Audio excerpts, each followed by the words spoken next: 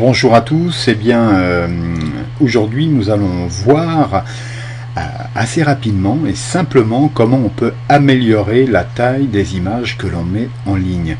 Alors vous allez voir que c'est très simple et les gains peuvent être très importants.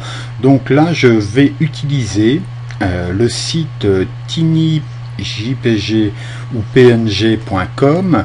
Vous trouverez l'adresse dans l'article, donc qui est un outil gratuit qu'on peut utiliser en ligne afin de compresser sans perte ces images, qu'elles soient au format JPEG ou PNG.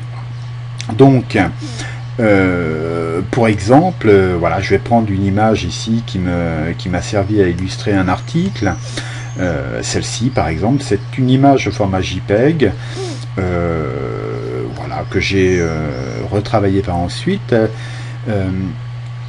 Je la fais glisser ici, automatiquement TinyPNG compresse l'image et voici, après son travail fait, il me dit que j'ai gagné 35% en taille, ce qui représente pour cette image quelque chose comme 82 kilobytes au total. Donc c'est important, hein. Si on a 2-3 images comme celle-ci dans un article, vous voyez que ça fait pas loin de, enfin plus de 250 kilooctets, donc un quart de méga de sauvegarder. Alors voilà, on va essayer maintenant avec une autre image. On va aller chercher, tiens, pourquoi pas celle-ci, qui est directement à la taille de mon article. Donc je fais un glisser-déplacer, je pose ici sur le petit logo, voilà, TinyPNG travaille et me dit que là j'ai sauvé donc 22% de cette image, hein, donc ce qui représente un quart de l'image, hein. Donc là on va faire maintenant la même chose avec des images type PNG, voilà, hein, pour voir que ça fonctionne tout aussi bien, sinon mieux selon les cas. Donc ça, voilà, je me suis servi de ça pour illustrer un de mes derniers articles. Je fais un glisser-déplacer, je lâche, et hop, là ça va vite, hein, parce que elle est petite à la base. Et comme vous pouvez le voir, nous gagnons 43%. Hein. Je vais prendre celle-ci. Voilà. Et là, à nouveau, nous gagnons 36%. Alors, évidemment, sur du PNG qui est déjà un peu compressé, je fais un peu le boulot en amont. La taille gagnée n'est pas énorme, mais je veux dire, comme vous avez pu le voir, sur du JPEG, là, on est bien au-delà. Et voilà, je vais essayer par exemple avec cette image qui m'a servi aussi à illustrer un article, donc glisser, déplacer, donc ça c'est du JPEG,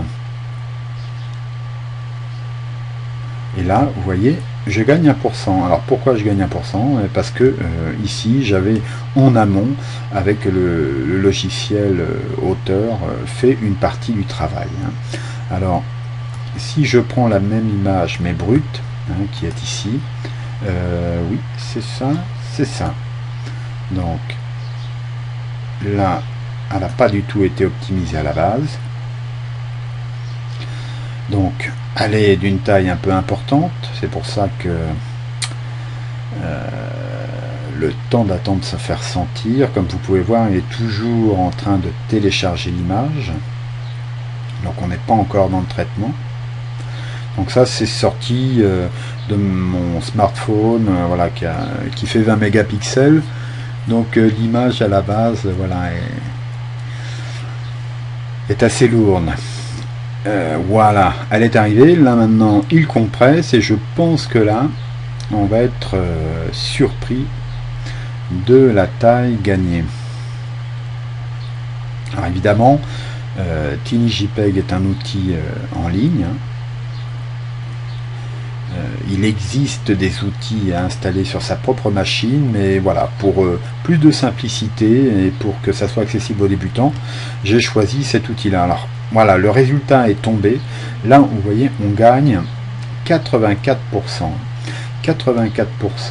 Alors évidemment c'était un peu extrême comme test, hein, mais ça nous fait 3 mégabits au total. Donc si je mettais cette image directement sortie de mon smartphone en ligne, là je plombe le site, je fais attendre les gens et je me paye une mauvaise note par Google. Au passage, je fais donc surtout des mécontents, hein, même si mon image est chouette. Voilà, c'est pas comme ça qu'il faut procéder. Alors là, vous voyez, j'agrandis ici l'écran de façon à ce qu'on voit la taille avant et après. Donc au départ, on fait 3,5 MB pour finir à 544, ce qui est, on va dire, presque acceptable. Mais évidemment, cette image est très large, hein. Donc premièrement,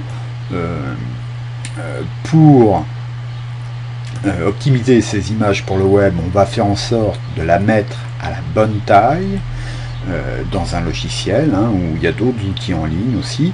Et puis secondairement, on va le passer à la moulinette d'un service tel que tinypng.com pour en réduire la taille, hein. Donc voilà pour cette petite vidéo sur la compression des images simple et facile avec TinyPNG. Voilà, au revoir, à bientôt.